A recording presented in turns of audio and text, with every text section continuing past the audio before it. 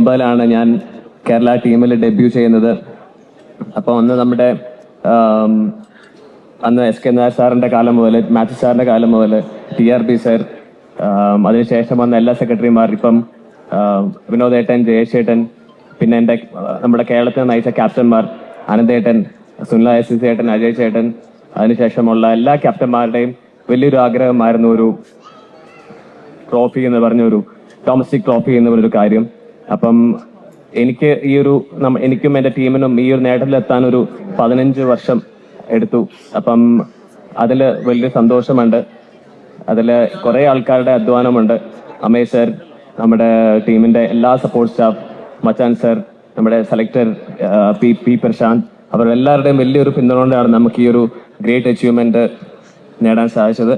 അപ്പം നമ്മുടെ കേരള ടീം നമ്മുടെ ഡൊമസ്റ്റിക് സർക്യൂട്ടിൽ നമ്മളൊരു വൈറ്റ് ബോൾ ക്രിക്കറ്റിൽ വലിയൊരു ടീമായിട്ട് നമ്മൾ എപ്പോഴും കാണുന്ന ഒരു ടീം തന്നെയായിരുന്നു. നമ്മളെല്ലാ വലിയ ടീംസിനെയും നമ്മൾ തോപ്പിച്ചിട്ടുണ്ട്. അതുപോലെ റെഡ് ബോൾ ക്രിക്കറ്റിൽ നമ്മൾ ഈ പ്രാവശ്യം നമ്മൾ തെളിയിച്ചു. ഇതിനു മുന്നേ നമ്മൾ ചരിത്രത്തിൽ ആദ്യമായി ക്വാർട്ടർ ഫൈനൽ കളിച്ചപ്പോഴും സെമി ഫൈനൽ കളിച്ചപ്പോഴും ഈ തവണ ഫൈനൽ കളിച്ചപ്പോഴും നമ്മൾ കേരള ടീം റെഡ് ബോൾ ക്രിക്കറ്റിലും നമുക്ക് കുറേ നേട്ടങ്ങൾ നേടാൻ സാധിക്കും എന്ന് തെളിയിച്ച ഒരു ടീം തന്നെയാണ്. അപ്പം ഇത് ഒരു തുടക്കമായിട്ട് തന്നെയാണ് നമ്മൾ കാണുന്നത്.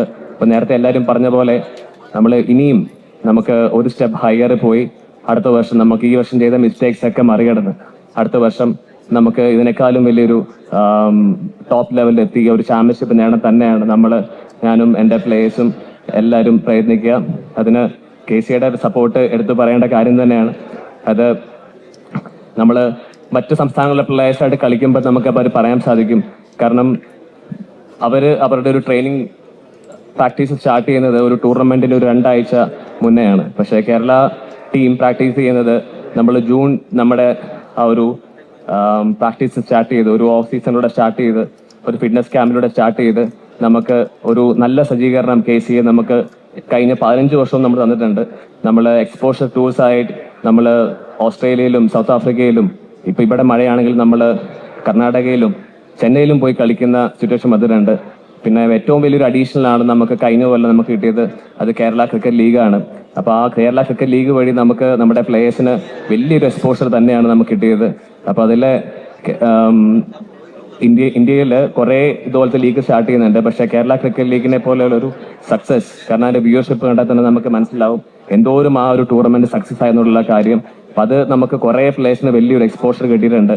ഇപ്പം ഞാൻ പറയുവാണെങ്കിൽ ഇനിയും നമ്മുടെ കേരളത്തിൽ നിന്നുള്ള കുറേ പ്ലേയേഴ്സിന് IPL പോലെ ബിഗ് സ്റ്റേജിലും ഇന്ത്യൻ ടീമിലോട്ടും നമ്മുടെ ഈ ഒരു അച്ചീവ്മെൻറ്റ് കൊണ്ട് നമുക്ക് തീർച്ചയായിട്ടും എത്താൻ സാധിക്കുന്നതാണ് എൻ്റെ പ്രതീക്ഷ.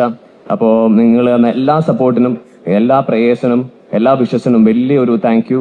ഇനിയും നമ്മുടെ ടീം, നമ്മുടെ കേരള ടീം, അല്ലെങ്കിൽ നമ്മുടെ സീനിയർ ടീം മാത്രമല്ല എല്ലാ കാറ്റഗറിയിലെ ടീം നമുക്ക് നമ്മുടെ കേരളത്തിനെ പ്രൗഡാക്കി ഇനിയും വലിയ അച്ചീവ്മെന്റ്സ് നമ്മൾ കേരളത്തിൽ നമ്മൾ കൊണ്ടുവരും എന്ന് ഞാൻ ഇങ്ങനെ കൊണ്ടുവരട്ടെ എന്ന് ഞാൻ ആഗ്രഹിക്കുകയാണ്, പ്രാർത്ഥിക്കുകയാണ്. Once again thank you very much. Thanks.